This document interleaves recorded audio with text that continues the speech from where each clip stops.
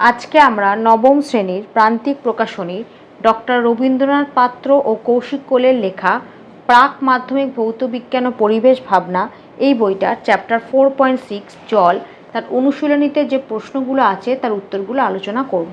তোমাদের যদি ভিডিওগুলো ভালো লাগে তাহলে লাইক, শেয়ার ও কমেন্ট করে জানিও, আর চ্যানেলটি সাবস্ক্রাইব করো। আমার একটা ম্যাথসের চ্যানেল আছে WB ম্যাথস ওয়ার্ল্ড, সেখানে গণিত প্রকাশের কোষে দেখি সমস্ত অঙ্কের সমাধান করে দেওয়া আছে। তার লিঙ্ক আমি এই ভিডিও ডিসক্রিপশন বক্সে দিয়ে দেবো, আর ওপরের আই বাটনে ক্লিক করেও তোমরা সেই চ্যানেলটি পেয়ে যাবে। প্রথমে বহু বিকল্প ভিত্তিক প্রশ্ন, প্রতিটি প্রশ্নের মান 1। প্রতিটি প্রশ্নে 4টি করে বিকল্প উত্তর দেওয়া আছে, যেটি ঠিক সেটি লেখো। প্রশ্ন 1, কোন তরলের আপেক্ষিক তাপ সবচেয়ে বেশি? উত্তর হবে অপশানে জল। প্রশ্ন 2, WHO এর নির্দেশিকা অনুসারে পানীয় জলে দ্রবীভূত আর্সেনিকের সর্বোচ্চ সহনশীল মাত্রা হওয়া উচিত mg/লিটার এককে হওয়া উচিত। উত্তর হবে অপশানে 0.05। প্রশ্ন 3, জলকে পরিশ্রুত করতে ব্যবহৃত হয়? উত্তর হবে অপশান সি, অতিবেগুনি রশ্মি। প্রশ্ন 4, জলের অস্থায়ী ক্ষরতা সৃষ্টিকারী একটি লবণ হল? উত্তর হবে অপশান বি, CA ব্র্যাকেটে HCO3 ব্র্যাকেট ক্লোজ 2। প্রশ্ন 5, ক্যাটায়ন বিনিময়কারী রেজিনের সাধারণ সংকেত হল? উত্তর হবে অপশান বি। প্রশ্ন 6, জলে শৈবালের অতিবৃদ্ধির জন্য দায়ী? উত্তর হবে অপশান বি, ফসফেট। তারপর বি, অতি সংক্ষিপ্ত উত্তরভিত্তিক প্রশ্ন, প্রতিটি প্রশ্নের মান 1। একটি শব্দ বা একটি বাক্যে উত্তর দাও। প্রশ্ন 1, বৃষ্টির জল মৃদু জল না ক্ষরজল? উত্তর হবে মৃদু জল। প্রশ্ন 2, জলের সঙ্গে কোন হ্যালোজেন মৌল যোগ করে একে জীবাণুমুক্ত করা হয়? উত্তর হবে ক্লোরিন। প্রশ্ন 3, জলের একটি নমুনায় ফেরাস সালফেট লবণ পাওয়া গেল, ওই জলের ক্ষরতা কোন প্রকৃতির? উত্তর হবে স্থায়ী প্রকৃতির। প্রশ্ন 4, নকনি সিন্ড্রোমের কারণ কি? 132 নম্বর পাতায় এখান থেকে এতটা, 2 নম্বর পয়েন্টটা পুরোটা লিখে দেবে, এখান থেকে এতটা। প্রশ্ন 5, ফ্লুরাইড ঘটিত জল দূষণের ফলে সৃষ্ট একটি রোগের নাম করো। উত্তর হবে ফ্লুরোসিস। প্রশ্ন 6, কোন ধাতুকল্পের অতিরিক্ত উপস্থিতি জলদূষণ ঘটায়? উত্তর হবে আর্সেনিক। তারপর শূন্যস্থান পূরণ করো। 1, ড্যাশ জলে সাবান ঘষলে সহজেই ফেনা উৎপন্ন হয়? উত্তর হবে মৃদু। প্রশ্ন 2, CaHCO3 ব্র্যাকেট ক্লোজ 2 যুক্ত জল ফোটালে ড্যাশ অধক্ষিপ্ত হয়? উত্তর হবে CaCO3। প্রশ্ন 3, ইউভি রশ্মি জলে উপস্থিত ড্যাশ ধ্বংস করে? উত্তর হবে জীবাণু। 4, জলের BOD এর মান বেশি হলে দূষণের মাত্রা ড্যাশ হয়? উত্তর হবে বেশি হয়। প্রশ্ন 5, ডিটারজেন্টে ফিলার রূপে ড্যাশ যৌগ বর্তমান থাকে? উত্তর হবে সোডিয়াম ট্রাইপলিফসফেট। সোডিয়াম ট্রাইপলিফসফেট। প্রশ্ন 6, পানীয় জলের pH এর অনুমোদিত মাত্রা ড্যাশ? উত্তর হবে 6.5 থেকে 8.5। তারপর সত্য মিথ্যা নিরূপণ করো।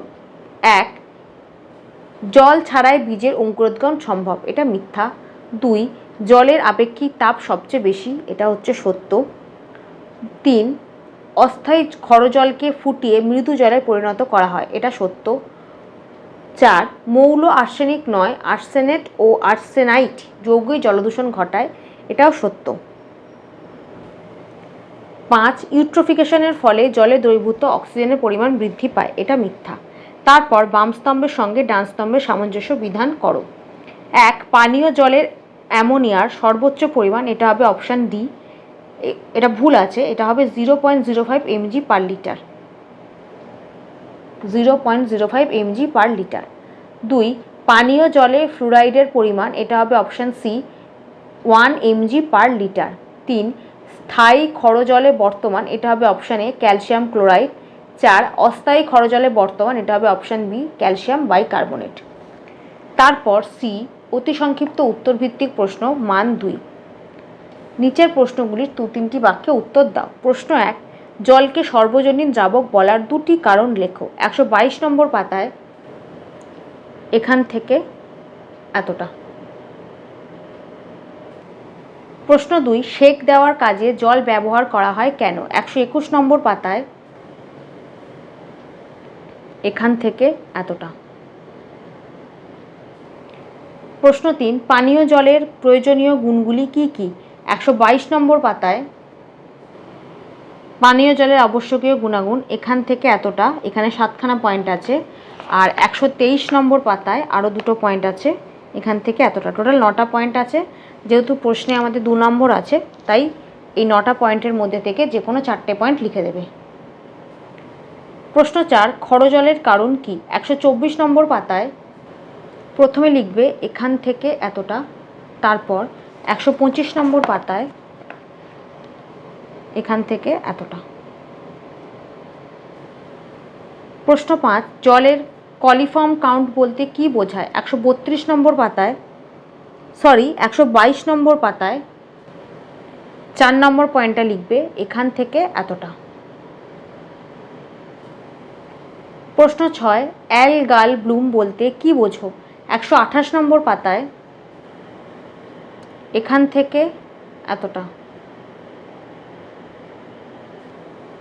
প্রশ্ন 7, ইউট্রোফিকেশন কাকে বলে? 128 নম্বর পাতায় এখান থেকে এতটা।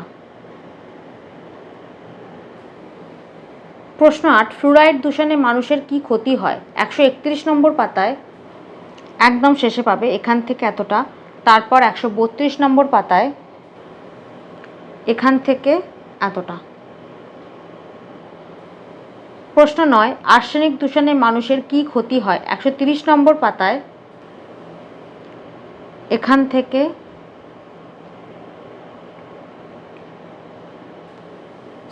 এখান থেকে হবে এখান থেকে এতটা, এত অবধি। তারপর ডি, দীর্ঘ উত্তরভিত্তিক প্রশ্ন, প্রতিটি প্রশ্নের মান 3। নিচের প্রশ্নগুলির উত্তর দাও। প্রশ্ন 1, ক্ষরজল ও মৃদুজল কাকে বলে? উদাহরণ দাও। 124 নম্বর পাতায় ক্ষরজল কাকে বলে? এখান থেকে এতটা। মৃদুজল কাকে বলে? এখান থেকে এতটা। তার সাথেই বলেছে উদাহরণ দাও। ক্ষরজলের উদাহরণ দেবে সমুদ্রের জল, আর মৃদুজলের উদাহরণ দেবে বৃষ্টির জল। প্রশ্ন 2, আয়ন বিনিময় রেজিন ব্যবহার করে জলের ক্ষরতা দূরীকরণ পদ্ধতিটি ব্যাখ্যা করো। 126 নম্বর পাতায় এই ছবিটা আঁকবে আর পদ্ধতিটা লিখবে এখান থেকে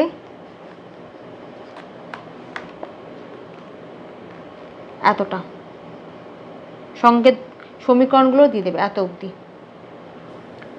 প্রশ্ন 3, ক্লোরিনেশন পদ্ধতিতে কিভাবে জল পরিশোধন করা হয়? এর ক্ষতিকর দিকগুলি কি কি? 124 নম্বর পাতায় এখান থেকে এতটা।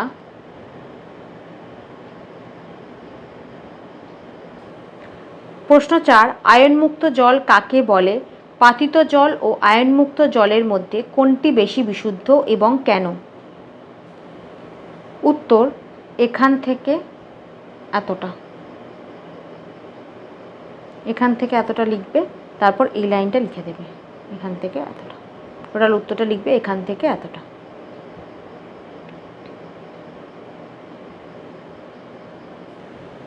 প্রশ্ন 5, ডিটারজেন্টের ব্যবহার কিভাবে জলদূষণ ঘটায় তা উল্লেখ করো। 127 নম্বর পাতায় এখান থেকে এতটা। প্রশ্ন 6, কীটনাশক ও রাসায়নিক সার দ্বারা জলদূষণের প্রভাব আলোচনা করো। 128 নম্বর পাতায় এখান থেকে এতটা, এখান থেকে এতটা। প্রশ্ন 7, জলকে কিভাবে আর্সেনিক মুক্ত করা যায়? 131 নম্বর পাতায় এখান থেকে এতটা। 5টা পয়েন্ট আছে, 5টা পয়েন্টই লিখে দেবে।